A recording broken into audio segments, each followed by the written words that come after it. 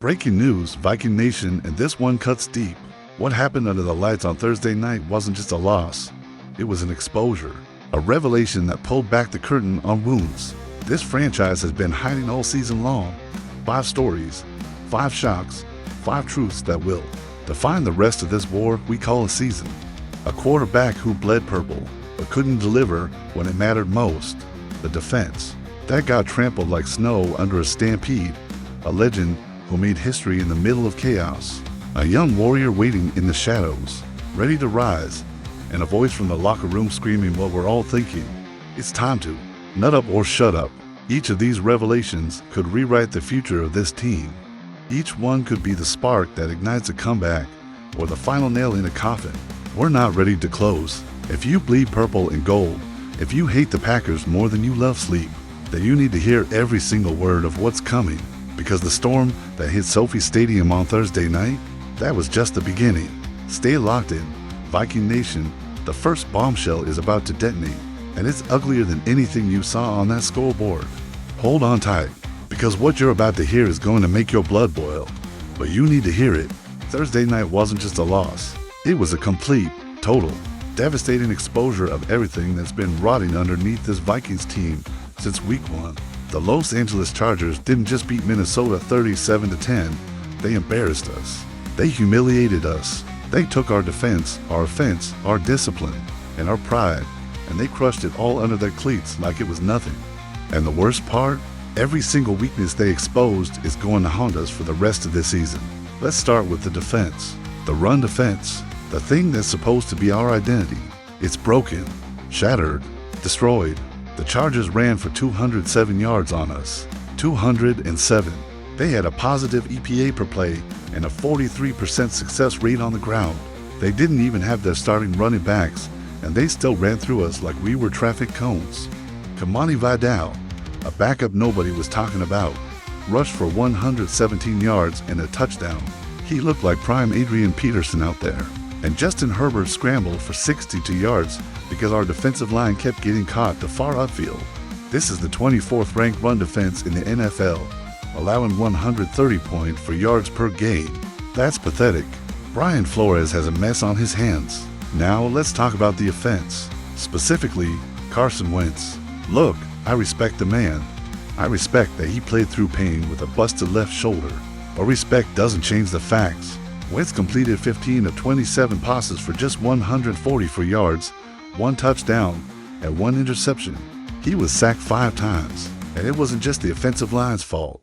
Wentz held the ball too long. He looked indecisive in the pocket, and when he did trust what he saw, the throws were off target, including that pick where he somehow missed a wide-open Justin Jefferson. That's right, Justin Jefferson, the best receiver in the league, wide open, and Wentz sailed it right over his head. The longest drive Minnesota had all game was 9 plays for 35 yards. That resulted in a field goal. The only touchdown we scored came after an interception deep in Chargers territory. Even then, it took 6 plays and the penalties by LA before Wentz finally hit Jordan Addison for a 4-yard touchdown. That's not a quarterback leading an offense. That's a quarterback being dragged to the end zone. After that touchdown, the Chargers responded by ending the game with 13 unanswered points.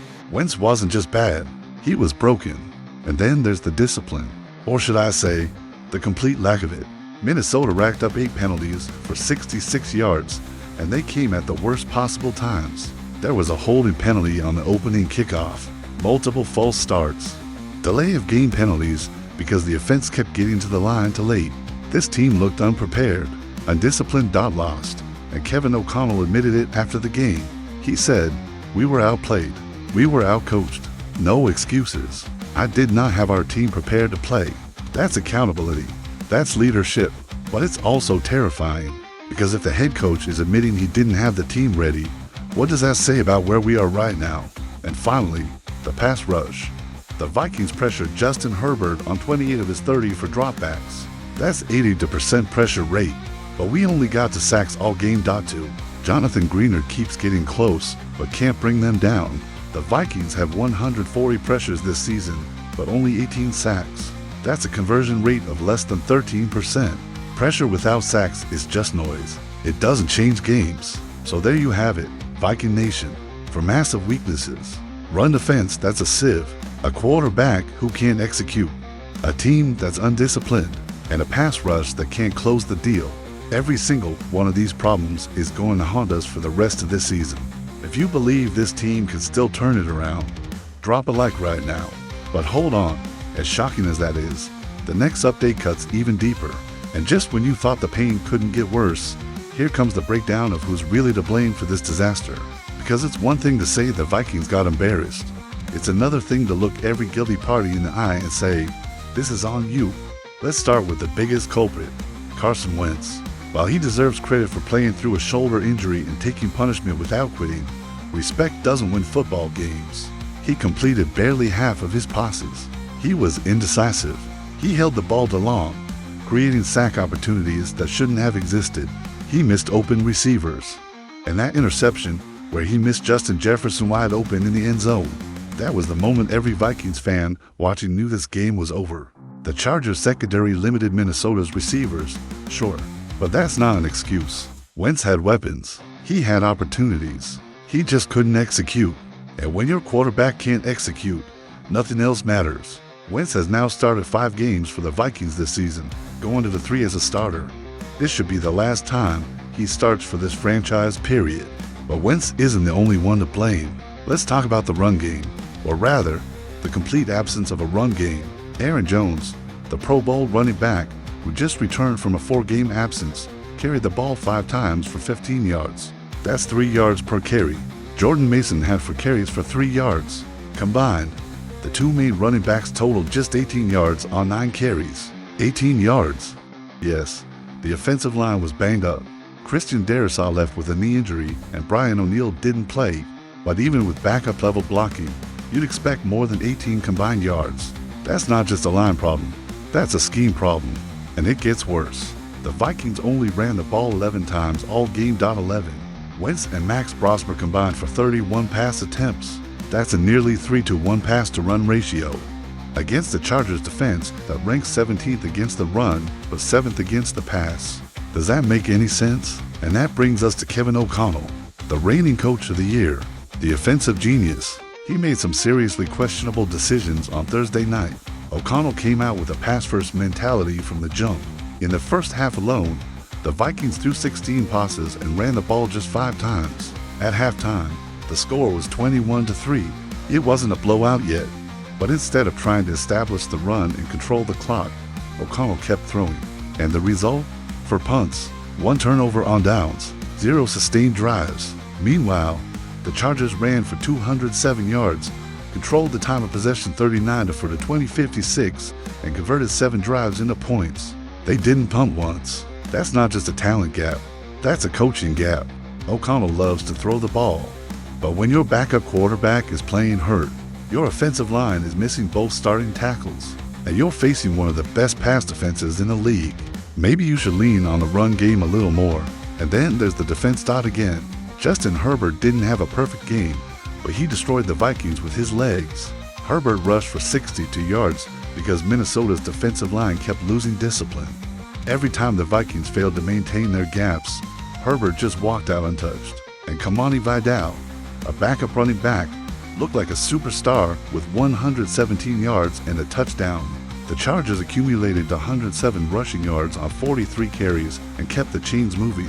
The Vikings ranked 24th in the league against the run, and unless it gets fixed immediately, teams are going to keep exploiting it all season long. So let's recap the culprits. Carson Wentz, who couldn't execute. The run game, which was non-existent. Kevin O'Connell, who got outcoached. And the defense, which couldn't stop the run. For massive failures, for reasons the Vikings got blown out 37-10.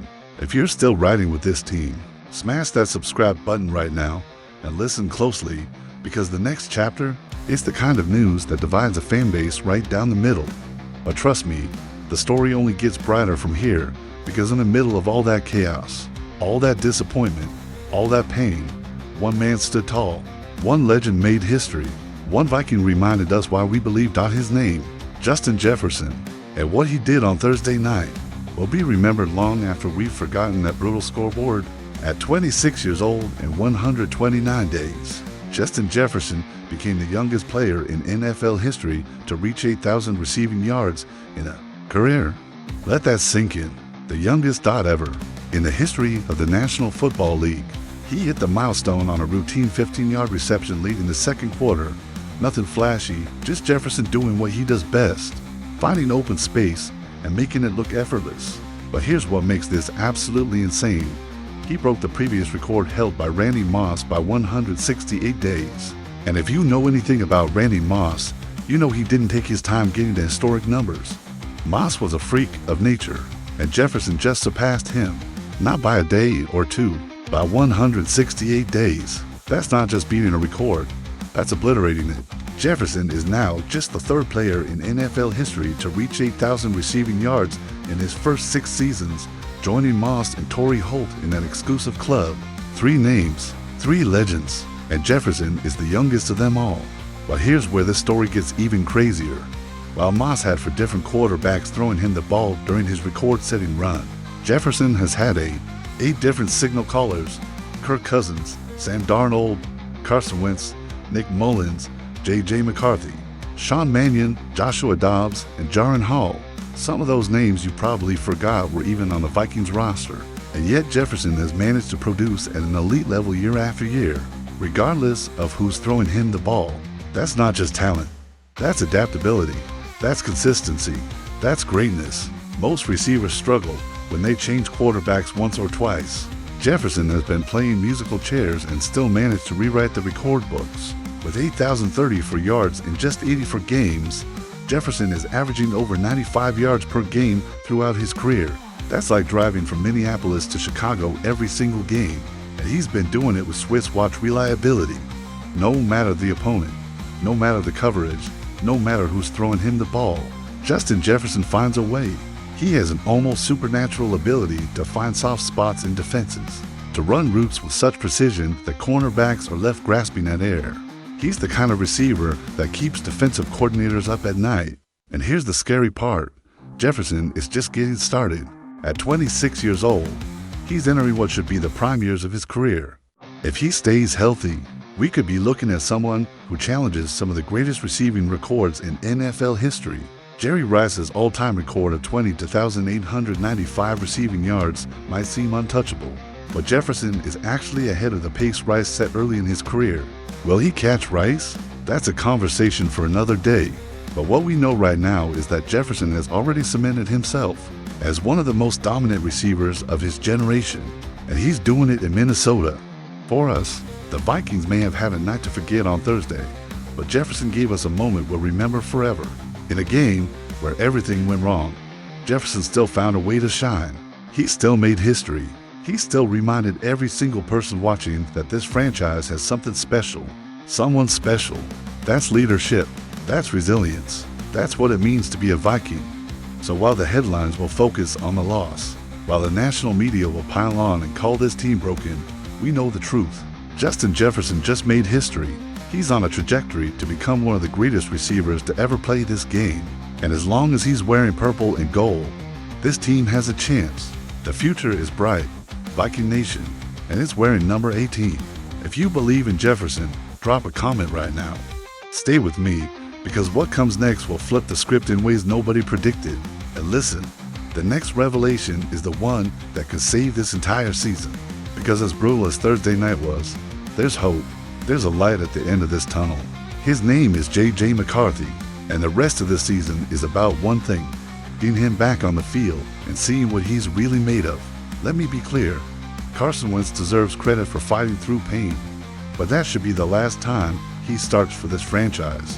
The Vikings are now 3-4, staring at one of the toughest schedules in the entire NFL, and the playoffs are slipping away.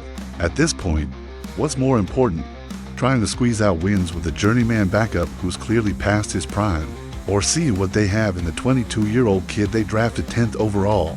The answer is obvious. It's JJ McCarthy, and Kevin O'Connell knows it. After Thursday's disaster, O'Connell was asked about McCarthy's status, and here's what he said: if JJ is healthy, he will play. That's been the case since the injury. That's always been my mentality. I believe we are, hopefully, close to seeing him healthy, having a week to prepare. and going to compete. McCarthy hasn't been fully ready since suffering an ankle sprain in week 2. But it's been 6 weeks. When the Vikings take the field again, it will have been 7 weeks. He's on track to return against the Lions on November 2nd, and that will allow Minnesota to get back to the main goal of the season: the growth, development, and evaluation of their 22-year-old franchise quarterback. Because here's the reality: this season was never about winning a Super Bowl. It was about finding out if JJ McCarthy is the guy who can lead this franchise for the next decade, the guy who can bring this team back to glory, the guy who can finally deliver the championship the city has been waiting for since 1976. And right now, we don't know the answer. McCarthy has only played the games. He went 1-1 as a starter, throwing for just over 100 yards combined with 1 touchdown and 1 interception. Not great, not terrible, just incomplete. And that's the problem. We need data. We need reps. We need to see him face adversity and show us whether he has what it takes. Now, I'm not going to lie. McCarthy's return is going to be brutal. He's coming back at Ford Field against an excellent Lions team. That's the hardest possible matchup. The Lions have one of the best defenses in the NFC, one of the most explosive offenses, and a home crowd that's going to be deafening. Add in the fact that it's unclear whether Christian Darrisaw and Brian O'Neill will even be able to play after getting banged up on Thursday, and McCarthy could be coming back behind a makeshift offensive line. No pressure, right? But the Vikings don't have a choice. They can't wait for easier circumstances. The sooner he gets back on the field, the sooner he can start learning and proving himself. That's the only path forward.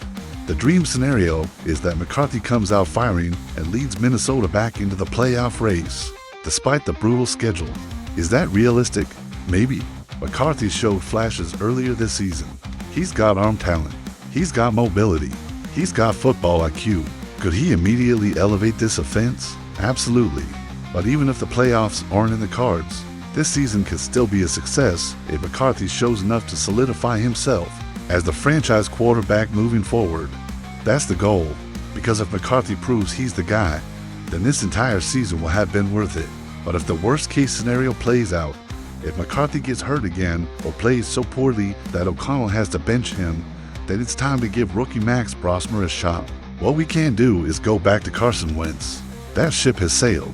The future of this franchise is JJ McCarthy, and starting November 2nd, we're going to find out if that future is as bright as we hope. If you believe in McCarthy, drop a like right now. And if you think that was wild, the second story might just redefine everything you thought you knew.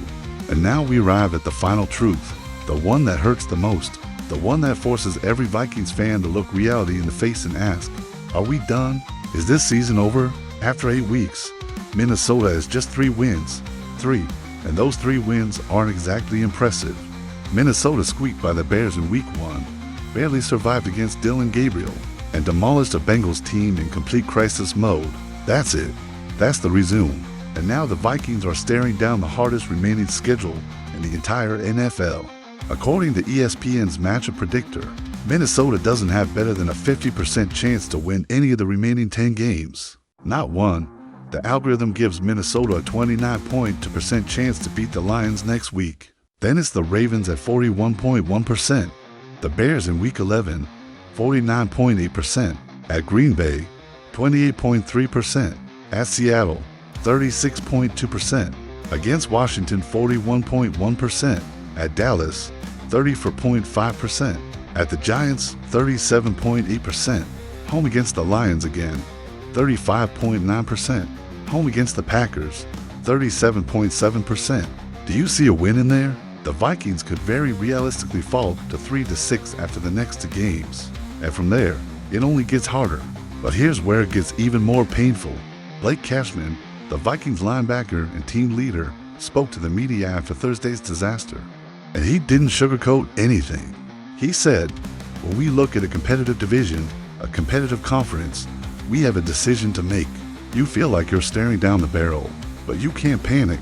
You have to stay connected, continue to work, and get better at the simple things. And then he said something that hit like a freight train. He said, for lack of a better term, nut up, nut up. That's what this team needs to do. No more excuses. No more pointing fingers. It's time to nut up or shut up. It's time to show some fight, some grit, some pride. Because right now, this team looks soft, it looks broken, and that's unacceptable. This is Viking Nation. We don't quit, we don't roll over, we don't surrender, even when the odds are stacked against us. We fight, we believe, we nut up. But let's be real, how bad can this get? Are we talking about a 4-13 season, 5-12, 6-11? What's the best case scenario after getting embarrassed by the Chargers? It's hard to imagine any scenario where this team salvages the season. But there is one, and it all comes down to JJ McCarthy. If McCarthy can return healthy, if he can provide a spark, if he can do what Carson Wentz couldn't, execute the offense, sustain drives, and put points on the board, then maybe the Vikings can turn this around. If the offense finds its rhythm and keeps the defense off the field, then the pressure comes off Brian Flores.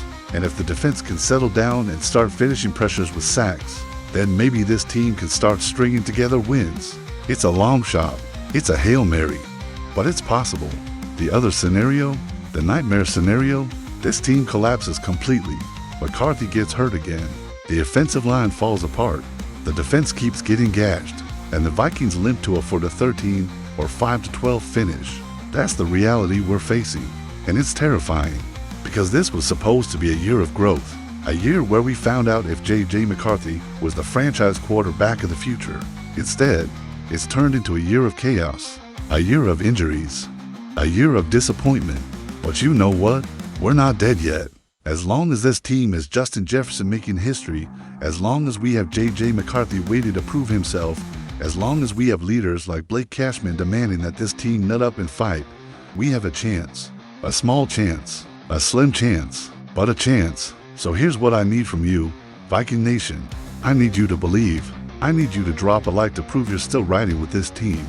I need you to drop a comment telling me you believe JJ McCarthy can save this season. I need you to hit that subscribe button and ring the bell. This team is about to face its toughest test. The schedule is brutal. The odds are stacked against us. The experts are counting us out. But we've been here before. We've faced adversity before. And every single time, Viking Nation has shown up and fought. So let's do it again. Let's rally around this team. Let's support JJ McCarthy. Let's believe in Justin Jefferson. Let's trust that Kevin O'Connell and Brian Flores can figure this out. True fans, real fans, Viking fans, we show up when it's dark. We show up when it's hard. We show up when everyone else is walking away. And we fight. So let's nut up, Viking Nation. Let's show the world what we're made of. The next 10 weeks are going to define this season. They're going to define JJ McCarthy's future. They're going to define whether this team has what it takes to compete in the NFC. And I, for one, I am not ready to give up. Not yet. Not ever. Skol. Vikings. Let's ride.